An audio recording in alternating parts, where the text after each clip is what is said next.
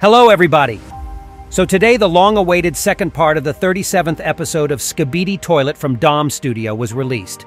And in this video, I will make a full analysis for you and explain everything that happened in this episode, as well as find all the secrets left to us by Dom Studio and build a theory about what we will see in the next episodes. And I'll also tell you if this blue cameraman survived. Who is this Skibidi giant, and how is he related to other Skibidi warriors? Why does C-Pen hate people so much? And who really controls them? Who sent him all these signals? How did he find out that the last person was in the house of the blue cameraman? And why couldn't he find her? Get your tea and snacks ready and prepare to watch this video to the end, because you will definitely like it. Let's go. So as I said in my previous video, this episode shows us what was happening outside this Skibidi base.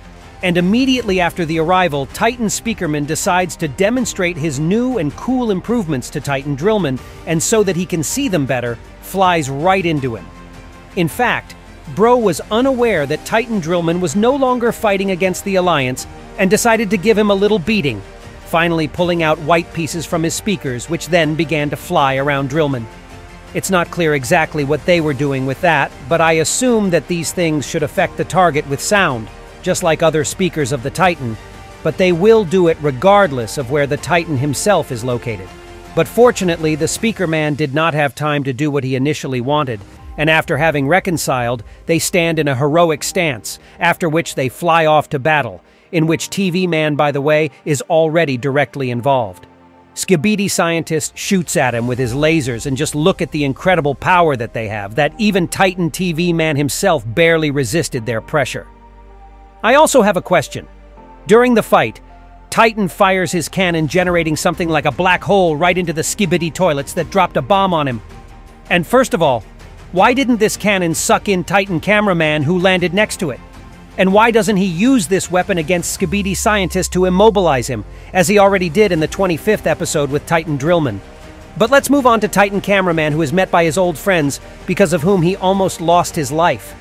Leo is standing on one of these one-eyed toilets, who definitely reminds me of Dante from the game Devil May Cry with this gun.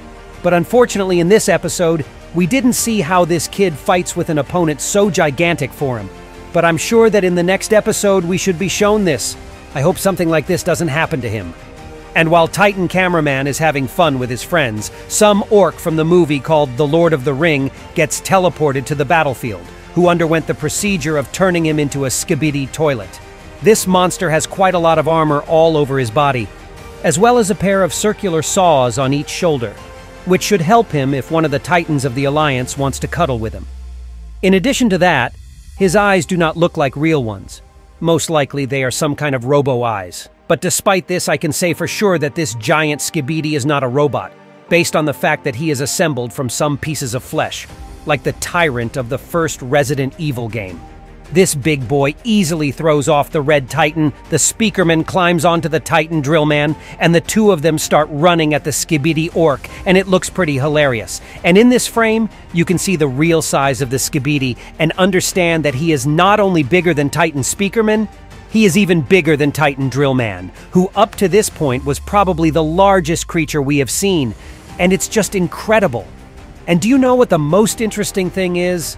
It looks like this dude is one of the Skibidi warriors we saw earlier who came out of the capsules in episode 33. And do you know how this can be interpreted? In one of the frames on his neck, you can see a curious detail, namely the number that was on each of the Power Rangers. And this guy is our number 02, which clearly tells us that he is one of them. I'm going to call him Big Bob, and I don't know why, but I think he's Billy's brother. And based on all this, we can conclude that the battle with this boy will be very difficult. Much more difficult than with the giant from the 17th episode. And now the Titans will have to work hard to win against this big guy, if they manage to win at all. And finally, we are getting transported to the house of the blue cameraman, to whom C-Pen came to visit. And let me remind you that he received some strange signal in episode 35, and that is why he did not join the battle near the last Skibidi base. As we have learned now, he has received a signal that the blue cameraman has not joined the battle. But you know what? Most likely he received a signal not about this, but about something else. As we found out in this episode, a girl from the destroyed human village is hiding in his house, And that's exactly what I predicted a long time ago, so it didn't come as a revelation to me, and I talked about it in the analysis of episode 34. And in fact, it was C-Pen who received the signal that the last person was hiding in this house, and that was why he arrived at this place, and not because some cameraman did not come to the battle. But in any case, C-Pen asks him why he didn't come to fight, to which the cameraman, I think, replied something like this: "I had a stomach cramp and I was sitting on the toilet all this time. If you get what I mean, of course." Yes, and that's exactly what he said, I assure you. But the robot is not convinced by this, and he begins to look for a girl, which in the end he actually manages to do. And after a little dialogue in which he talks about what he is doing simply because he is programmed to destroy all people, or as he puts it, Skibidi toilets, he begins to laugh. Although earlier he says that he does not know how to cry or laugh. And it seems from that moment on he finally went off the rails, or someone actually intercepted his consciousness, the one who actually sent all these signals that we saw earlier. So now I'm going to reveal some secret information to you, but don't tell anyone about it, okay? In fact, this guy receives signals from space, from aliens who want to conquer the Earth, and for this they constantly inform the Pencilmen about where the hiding people are, so that in the future it would be easier for them to capture the Earth. If it seems to you that I have just lost my mind, then I'm going to be quick to disappoint you. Dom Studio talked about it themselves in their official Discord channel, and they tried to tell people that the new race that will appear in this series will be, in fact, an alien race. And well, I may tell you about who heads it in the next video, so don't forget to give this video a like and subscribe to my channel so as not to miss anything important. Well, now we're moving on to the moment when C-Pen went crazy. After his hysterical robo-laughter, he grabbed the poor cameraman and squeezed him in his hands so hard that he exploded, after which he threw him aside. Next, he took out his minigun, and as it already happened in the 34th episode, began shooting all living things, trying to hit the girl who ran into the corn bushes. And after he received a text message saying that no living creatures were found, he left. But it seems that his devices are somewhat out of order because in fact the girl survived by hiding behind rocks.